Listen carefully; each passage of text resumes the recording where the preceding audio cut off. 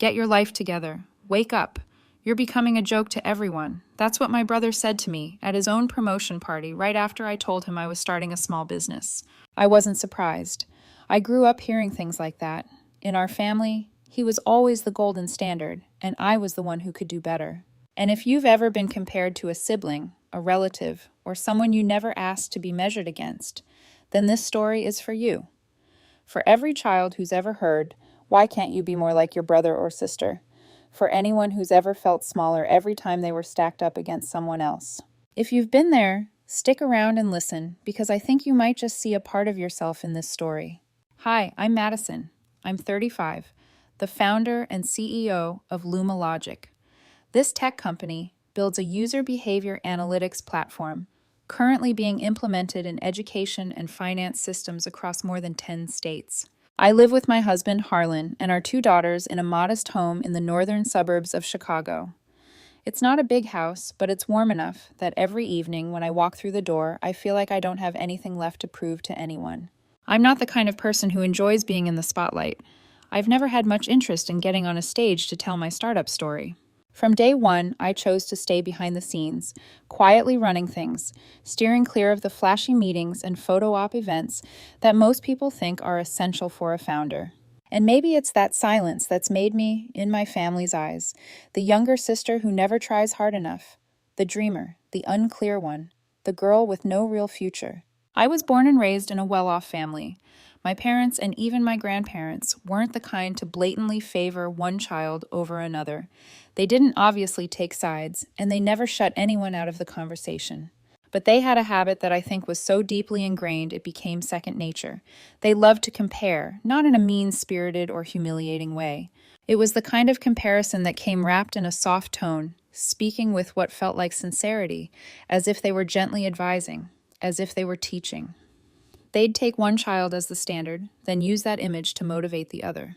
And the reason was always the same: we just want what's best for you. But what they didn't see was that over the years, those comparisons didn't push me to try harder.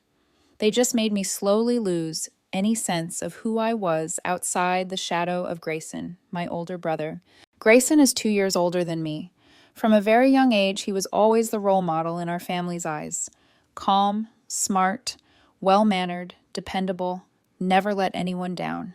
And most of all, he was the example my parents brought up every time they wanted me to try a little harder. My dad had a habit of comparing us, one he probably didn't even realize he had.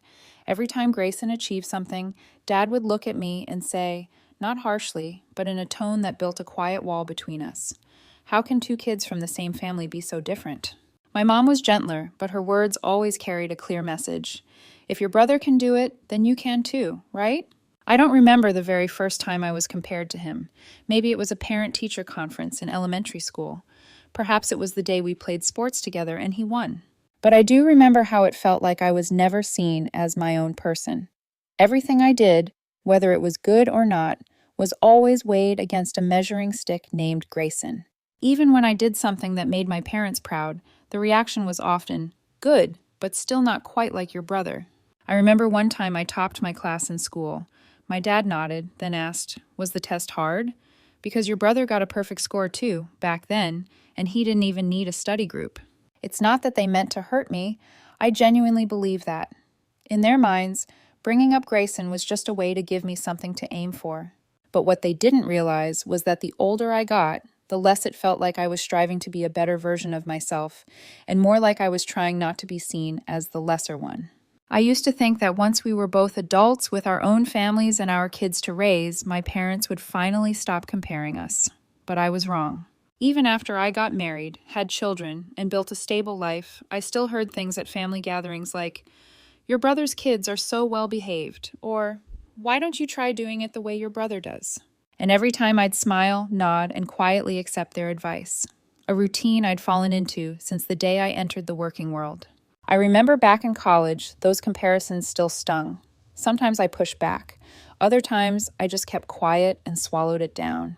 But after I graduated, when I started carving out my path, I realized I couldn't live my life to prove something to anyone, not even to my parents. That's when I stopped trying to become some alternate version of my brother. I stopped chasing the goal of being recognized. Instead, I focused on building what I believed in. I chose to move slowly but steadily. I chose to work quietly without needing praise, without requiring a trophy wall to show it off. And I made it beyond anything they ever expected. I still believe my parents meant well with their comparisons, but what they never realized was that over time, their words didn't just weigh on me. They hurt Grayson too. He began to carry himself with arrogance. He got so used to being praised, to being held up as an example, that he stopped listening to anyone. He started looking down on people who didn't follow the same path he did. And I could see it clearly in the way he spoke, in the way he looked at people, including me.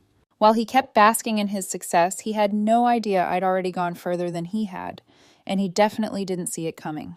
That moment just 3 years ago, when he realized what I'd built, and it shook him. I still remember that night vividly, a weekend evening 3 years ago at Grayson's promotion party.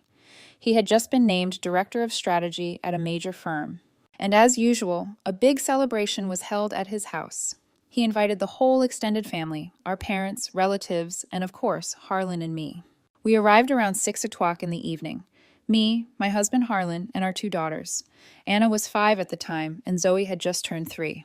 Even though I'd always been the one compared to Grayson, the one seen as the lesser opposite, I never once skipped a family gathering. To me, those comparisons never crossed the line. They weren't insults. They weren't attacks. When we stepped into the backyard, where the party was already in full swing, a few cousins greeted us warmly. Harlan, always gracious, took the girls around to say hello to the older relatives. I walked alongside them, nodding, smiling, the same as I always had. As soon as my parents saw us, they came right over, arms outstretched to hug the girls. Their eyes lit up like the girls were the only bright spot they'd been waiting for all day. But then, as if on cue, my mom repeated it. You should really learn from your brother. I chuckled, not because it was funny, but because I was just so used to it by now. I didn't respond. I just gave a slight nod and let the comment pass, like I always did. The party went on. People had settled into little groups, conversations flowing from table to table.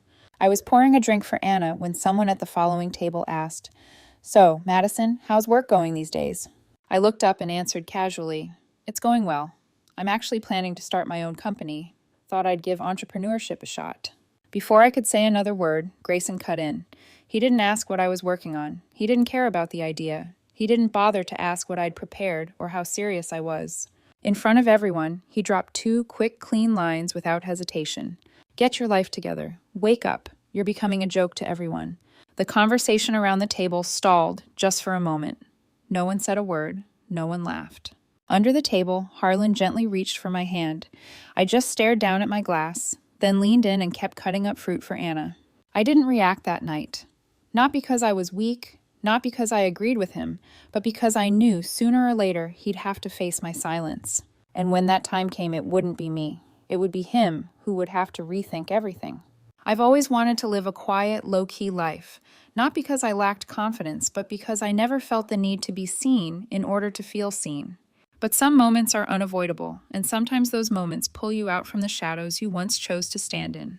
The 10th anniversary of Luma Logic was one of those moments. It was a significant milestone, one that Michael, my best friend from college and co-founder, and I had been working toward for a long time. And from that event forward, I was no longer the invisible figure behind the curtain. The name Madison started showing up on social media, in write-ups, in tech publications. Places I never imagined I'd be mentioned. But more important than all of that was the fact that for the first time, Grayson found out that all these years he had been working for me. The gala took place exactly 1 month after Grayson's promotion party.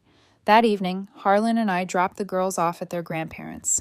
The event allowed employees to bring their families as a gesture of appreciation from the leadership team, and I had a strong feeling I'd run into my own family there.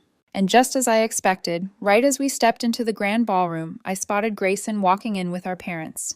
He froze the moment he saw me. "What are you doing here?" he asked almost instinctively. I had already played out a few scenarios in my head, so it didn't take long to answer. I looked him in the eye and said, "The company invited me. They wanted me to attend and learn more." He nodded. Didn't ask anything further. He just gave his usual line. "That's good. You need to keep pushing yourself." Then they moved on to find their seats. 30 minutes later, the event officially kicked off. Harlan and I had just gotten settled at our table when a server brought over dessert. I was cutting a piece of cake for him when the lights dimmed and the MC took the stage. Her voice rang out clearly over the mic. On behalf of the organizing team, I'd like to inform you that Mr. Michael Warren, co-founder of Lumalogic, will be joining us a bit later due to an urgent matter, and to begin the evening on time, we are honored to invite Ms. Madison Green, co-founder and executive strategic advisor, to the stage to deliver the opening remarks. I froze, knife still in hand. One thought looped in my head. Why me? Since day one of building this company, I deliberately stayed in the background. Internally, I was listed as Executive Strategic Advisor, a title vague enough that no one asked questions, quiet enough that I didn't have to attend a single public-facing meeting. My name showed up on every approval system, but to most employees, only Michael was visible. Someone once joked that senior advisor must just exist on paper, and I never felt the need to correct them. I had never shown up at company events, never given a speech, and never sent a single company-wide email under my name. Those few seconds felt like they stretched forever, and it wasn't until the MC repeated my name that Harlan leaned in, touched my sleeve, and whispered gently, "They're calling you." Right after that, I stood up, straightened my suit jacket, and walked up to the stage under a room full of stunned eyes. As I reached the podium, I glanced toward the wings. Michael was standing there, hands in his pockets, eyes slightly squinted like he was watching the room's reaction unfold. When our eyes met, he gave a slight nod and raised a thumb. No words, just a quiet signal. And in that moment, I knew this was his doing. It was a small trap, but without malice. Michael knew I'd never willingly step into the spotlight, so he decided for me. Tonight was mine, and he wanted the room to see me finally. I took a deep breath and picked up the mic. With the calm of someone used to calling shots from behind the curtain, I began the opening speech like it had always been part of the plan. I talked about the 10-year journey from 2 old laptops in a college dorm room to a partner network stretching across more than 10 states. I spoke about late-night meetings, near failures right before launch, and the people who stuck with us through the hardest seasons. As I scanned the room, I saw surprise in some faces and smiles on others. A few nodded, like watching the final puzzle piece fall into place. And then my eyes met Grayson's, and in a flash, just a second long, but unmistakably authentic, everything inside me went silent. He wasn't frowning. He didn't look angry. He didn't look down. But he couldn't hold the confidence he usually wore like armor. Instead, his eyes dimmed like someone who'd just seen something they never expected. Not the look of someone offended, not even envy, but something slower, something more shaken, a quiet disbelief and a trace of confusion, like he was rewinding in his mind, trying to remember how many signs he'd missed, how many times he'd seen a project marked, approved by MG, and never asked, how many meetings he'd sat through wondering who that advisor was, then brushing it off because it didn't seem worth his time. And now the woman standing before him under the lights was no longer the little sister who got compared, who was once dismissed as a dreamer with no direction. Now standing before him, she was his superior, the one signing his paycheck. After the speech, I returned to my seat and let the rest of the program carry on. Under the table, Harlan gently took my hand. His eyes said everything. "I'm proud of you." He didn't need to say it out loud. I nodded, silent. The room buzzed on as if nothing extraordinary had happened. But for me, time seemed to slow down. Later that night, as the music swelled during the main performance, my mind drifted back to the day Michael and I started Lumalogic. I thought about our old apartment, the midnight meetings around the kitchen table, the failed demos in front of stone-faced investors, the ignored emails, and those long stretches when neither of us could take a paycheck. I remembered the nights I wanted to quit, but kept typing line after line of code because deep down I believed this platform could actually mean something. And as I looked up at the stage, at the massive screen displaying the Lumalogic logo, at the rows of applauding employees and guests, I realized it was all worth it. A journey that began with nothing had become a company valued at nearly $30 million. Not because of luck, but because of every small step, every failed pitch, and every quiet moment I chose to get back up when there was no one left to cheer me on. After the party, we headed home. That night, our 2 little princesses stayed over at their grandmother's. And for the first time in weeks, the house was just me and Harlan. A quiet evening. No toys clattering on the floor. No little voices calling for us from the other room. Just the 2 of us, and the soft echo of everything that had happened at the gala. But one thing kept tugging at my mind the whole ride back. I hadn't seen Grayson for the rest of the event. He never came up to the stage. He didn't stay with the crowd. And he wasn't in the group photo at the end. I wasn't sure when he left, only that when I stepped down from the stage and looked around, the seat beside our parents was still empty. I figured maybe after learning the truth that the younger sister he once mocked at his promotion party just a month earlier was actually the founder of the company he worked for. Maybe it just got under his skin. Maybe it hit his pride. Maybe it rattled his sense of control. Whatever the reason, I believed he'd cool off by the next day. That one night would be enough. But what I didn't expect was that my quiet reveal would shake him more deeply than I ever imagined.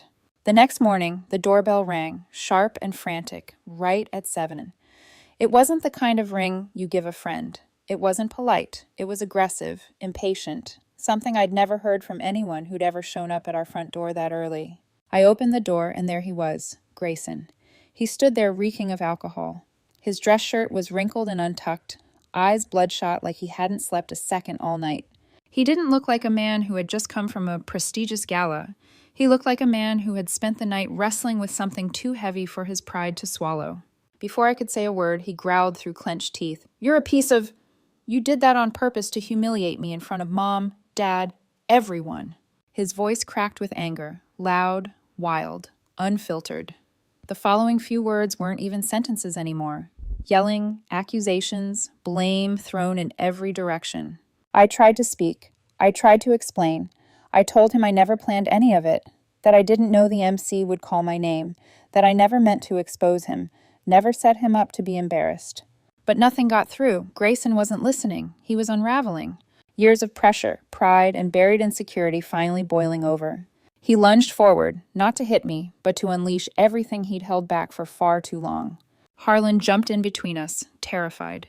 He grabbed his phone, hands shaking, and within minutes, there was a knock at the door. The police. And I knew then this had gone way too far. At 5 o'clock in the afternoon, the police called me back. The officer said Grayson had sobered up and calmed down. I hung up the phone, grabbed my coat, and drove to the station without overthinking. Not because I'd forgotten what happened that morning, but because I knew if there was ever a time to forgive, maybe this was it. The bail process didn't take long. When I walked in, Grayson was sitting on a bench in the hallway, head down, hands clasped together. He still smelled of alcohol, and his eyes were dull from lack of sleep, but the anger was gone. What remained was something quiet and heavy, like he'd spent the whole day trying to peel off a shell he hadn't even realized he'd been wearing for years. On the drive back, he didn't say a word. We just sat there in silence. The only sounds were the ticking turn signal and the soft hum of the AC. It wasn't until we turned onto the road near home that he finally spoke, his voice low and tired. "I'm sorry." It was a short sentence, but it carried weight, and it was enough for me to understand the rest of it. We needed to talk about that somewhere quieter, somewhere without honking horns, without kids running through the house, without memories tangled in guilt and pride. We didn't go home right away. I turned into a small coffee shop on the north corner, the one where we used to grab breakfast back in college. Not for nostalgia, but because it was quiet enough, far enough for the two of us to face each other honestly. 30 minutes after we sat down, he was still silent, just staring at the cup of coffee in front of him. Then finally, he looked up, his voice low and slow. "Starting tomorrow, I'm quitting the company." I froze. I asked him why. He looked straight at me, no hesitation in his eyes. I've been fooling myself about how capable I really am. I kept thinking I had earned everything, that I was talented because I deserved it, not realizing the one backing me up this whole time was you. At that moment, I couldn't believe what I was hearing. The man sitting across from me, the same man who once arrogantly told me, "You're never going to make it if you keep doing things your way," was now looking at me with an expression of recognition. Not bitterness, just honesty. I placed my hand on the table and gently shook my head.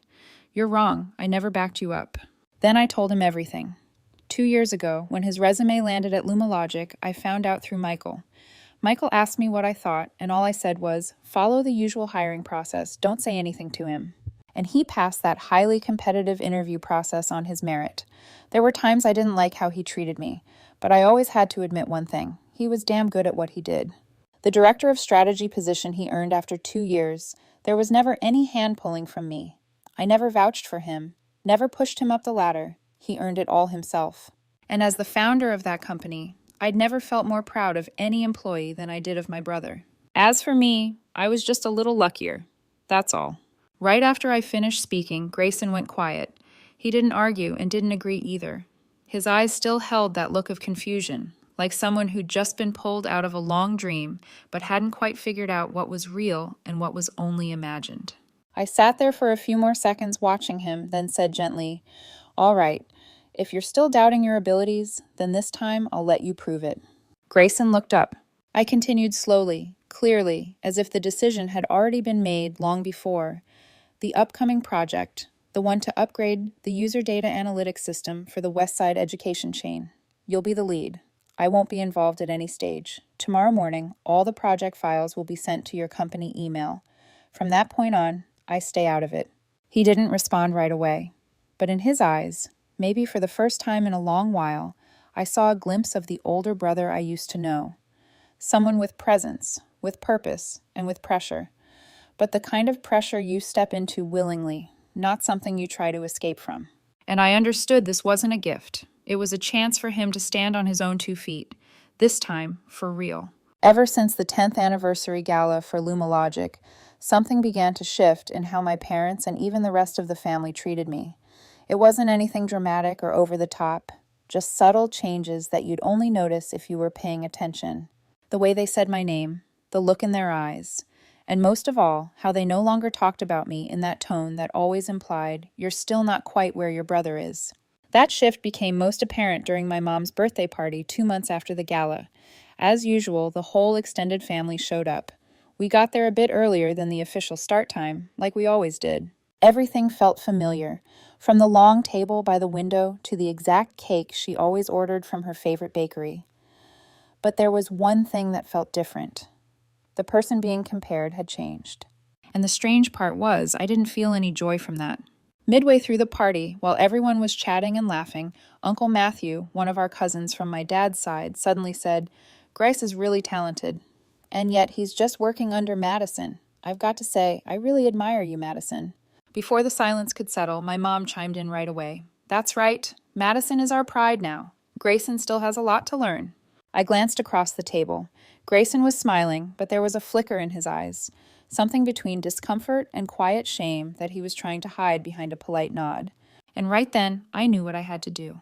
I stood up, not loud, but loud enough for everyone to hear. "Uncle Matthew, there's something I need to clarify. Grayson, my brother, is incredibly skilled. The director of strategy role he holds now is the result of his ability and relentless effort. I had no hand in that process. If there's any difference between him and me, it's that I got lucky. Lucky enough to start a business at the right time and see it succeed." Then I turned to my mom, my voice a little softer. "Mom, both Grayson and I are your children. Please stop comparing us. We're 2 different people, each with our strengths and weaknesses." I paused for a moment, looking around the table where the kids sat sprinkled among the adults, their curious eyes watching me. Then I added, this time speaking to everyone, "And please don't compare me to Grayson or anyone to anyone at gatherings like this, especially not in front of the kids. Because to them, their parents are heroes, they're idols. Sometimes the offhand remarks we make as adults can hurt them more than we realize." The table went quiet. No one said anything for a few seconds. Then my dad's younger brother, Uncle Jordan, finally spoke up, his voice steady and firm. "Madison's right. We've been wrong about this for a long time." And for the first time in many years, I didn't feel like I was stuck in someone else's shadow. I didn't feel like I had anything left to prove. Everything finally was where it belonged. After that speech, the table stayed quiet for a while longer, then slowly warmed back up. 10 minutes later, people were chatting again. Soft laughter floated from a few corners of the room, like everyone silently agreed that what needed to be said had been told, and what needed to change was finally in motion. I'd barely made it back to my seat and hadn't even taken a sip of water when Grayson walked over, a beer in hand. He didn't say anything, just gave me a slight nod and motioned for me to follow. We stepped away from the table and out to the back patio, where the soft yellow lights cast a warm glow, and we were far enough from the crowd that no one could overhear. Grayson leaned against the railing, popped the cap off his beer, stared into the distance for a few seconds, then spoke in a low voice. "Thanks for standing up for me in front of everyone. And I'm sorry. For all those years, I never did the same for you." I didn't say anything, not because I was upset, but because that one sentence carried more weight than any apology or excuse ever could. He took a sip, then turned to me. "You're strong, you know." I let out a small laugh, but before I could respond, he went on slowly, like he was peeling off an old, rusted layer of armor. When they started talking about me like I was the lesser one, I got it. What it must have felt like sitting in that seat for the last 30 years. How damn lonely it is. I looked at him. No arrogance, no "I know better" tone I'd grown so used to. Just a brother who finally understood what his younger sister had quietly carried through an entire childhood. I gave him a light pat on the shoulder. I never needed anyone to stand up for me, but this time, I should stand up for you. Grayson didn't say another word. He just nodded, his second thank you of the night. Quiet, but complete. And maybe for the first time, he and I stood side by side, not to compete, but to understand. After that dinner party, something shifted noticeably in my family. The constant comparisons at every gathering stopped. In their place came words of encouragement, a quiet kind of recognition, subtle but clear enough to feel that everyone was slowly learning to see each other in a new light. Grayson stayed on at Lumalogic, and 6 months later he completed the project I had handed off to him that night. Not just on time, but beyond expectations. The project brought in a significant revenue boost and opened doors for partnerships with school systems across 3 new states. As the lead on the project, he received a generous bonus. But to me, the real achievement was this. For the first time in years, I saw him honestly believe in his ability, not because of reputation, and definitely not because of favoritism. It was a win that was entirely, undeniably his. I thought everything would settle down after that Grayson would stay with Lumalogic for the long haul, as a colleague, as a brother, as a partner I could trust. But life doesn't always stick to the script we write in our heads. 6 months ago, on a quiet weekend afternoon, he called me out for coffee. Same cafe, same corner seat. The spot where we'd once sat across from each other after that night the police brought him in. As soon as the coffee arrived, he got straight to the point. "I'm planning to resign. I'll send in my letter tomorrow. Could you help push it through?" I was caught off guard. A dozen questions rushed through my mind. Was something wrong? Had something happened to make him want to leave? Finally, I just asked him outright, why? He didn't look away, calm, but certain. "I've made up my mind. I want to start something of my own, a new path. Can you help me get started? As an advisor, maybe? Or an investor?" I exhaled slowly. Deep down, I knew that if he left, it would feel like losing my left hand. He had become someone I relied on entirely in the leadership team.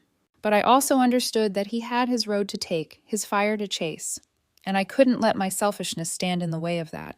So, in the end, I nodded. "All right, I'll help. Not because you're my brother, but because you've earned that chance." And this time, he wasn't walking away from anyone's shadow. He was walking towards something of his own making. 2 months later, Grayson's company officially opened its doors. That morning, Harlan, the kids, and I arrived early at the new headquarters, a small but bright office in Midtown. The space was neatly organized, and the sign Orion Insights hung on the front glass. Simple, solid. It wasn't the kind of startup that throws money at appearances, but it felt like a place built to last, steady enough to begin something real. The guest list was modest. A few old friends, some partners, and the team Grayson had just brought on board. The ceremony started right on time, beginning with a brief introduction before the MC invited Grayson up to speak. He walked out slowly, dressed in a gray suit, hair neatly styled, but I knew he was still the brother I'd always known, only now with a different view of himself. Grayson took the mic and gave a slight nod to the crowd. He stood there for a moment, then began, his voice calm and measured. "Thank you all for being here today. Honestly, I never thought I'd have a moment like this." He gave a small smile, the kind that comes from someone who shed old pride and is learning how to face things with honesty. "I thought I was fine. I thought I was good. And I believed there was nothing I needed to change, until someone came along who didn't say a word. But the way she lived made it impossible for me to keep lying to myself." He paused, scanning the crowd until his eyes found mine. When they did, he gave a slight, deliberate nod. This time, not just a gesture, but a clear, sincere invitation. "Madison, if you don't mind, would you come up here for a moment?" After that, I stood and made my way up, not because I felt obligated, but because I understood. That thank you wasn't easy for him to say, and if today was the first time he was choosing to speak from the heart, I needed to be there. As I reached him, he raised a hand and gave me a light pat on the shoulder. Nothing showy, just a simple gesture, but it was real.